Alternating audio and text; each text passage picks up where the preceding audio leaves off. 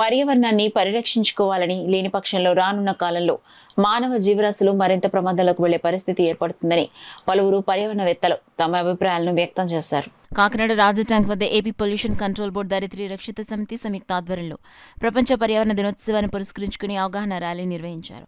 కార్యక్రమానికి ధరిత్రి రక్షిత సమితి అధ్యక్షులు సేమకుర్తి సురేఖ అధ్యక్షత వహించగా AP pollution control board EE Shankarrao, AE Sriramachandramurthy అతిథులుగా పాల్గొన్నారు.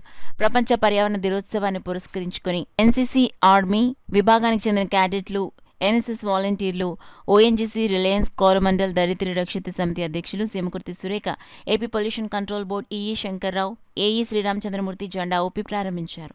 రాజా ట్యాంక్ వద్ద ప్రారంభమైన rally two town police station main road మీదుగా శ్రీకళ మందిరం వరకు సాగింది.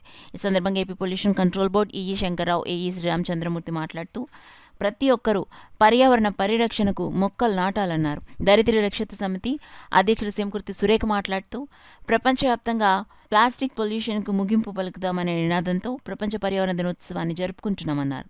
గత 13 సంవత్సరాలుగా కాకినాడలో AP pollution control board ధరిత్రి Rakshita సమితి ఆధ్వర్యంలో పర్యావరణ అవగాహన ర్యాలీ నిర్వహించి అనంతరం అవగాహన సదస్సు నిర్వహిస్తున్నట్లు వెల్లడించారు. ఈ కార్యక్రమంలో జేఎన్టీయూకే పూర్వ vice chancellor professor KVSG Muralikrishna, JNTUK professor doctor Alapati Srinivas, mind treat CEO doctor Y Nagendra Kumar, Dharitri Rakshita Samiti సభ్యులు పోలిశెట్టి ఈశ్వరరావు, బాబీ, కృష్ణమోహన్, నరసింహరావు, తేజ, మణికుమార్, హృదయ్, రోహిత్, వివిధ కంపెనీల ప్రతినిధులు, స్వచ్ఛంద సంస్థల ప్రతినిధులు పాల్గొన్నారు.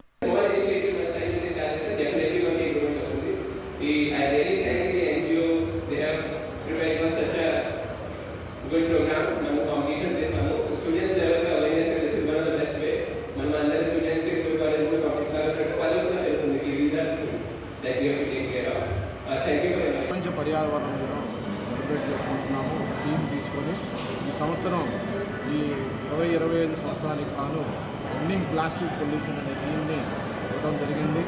ఈ థీమ్ తీసుకొని మనము కాలుష్య నియంత్రణ మండలి అనేక అవగాహన కార్యక్రమాలు ఏర్పాటు చేయడం జరిగింది. అందులో భాగంగానే ఈరోజు ఈ ర్యాలీ మీటింగ్ మనకందరికీ తెలుసు ప్లాస్టిక్ మనకి నిత్యం మన జీవితంలో భాగం అయిపోయింది.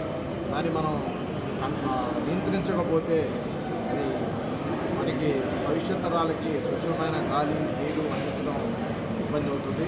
కాబట్టి ప్రతి ఒక్కరు కూడా ఒక్కరిగా అనుకోకుండా అందరం కూడా చేయి కలిపి ఈ ప్లాస్టిక్ని వాడకాన్ని పూర్తిగా నియంత్రించడం వల్ల మన పర్యావరణాన్ని రక్షించిన వాళ్ళు అవుతాము. ఇది అందరూ కూడా ఈ కార్యక్రమంలో అందరూ కలిసి రావాలని వివేకానంద పార్క్ దగ్గర నుంచి అవేర్నెస్ క్యాంపెయిన్ నిర్వహిస్తూ ర్యాలీగా సూర్యకళ మందికి చేయడం జరిగింది. ఇందులో భాగంగా ఇప్పుడు మీటింగ్ కూడా మన పర్యావరణ శాస్త్రవేత్తలు, మన జేసీ గారు వీళ్ళందరూ కూడా వచ్చి అవేర్నెస్ కార్యక్రమం నిర్వహించడం జరుగుతుంది.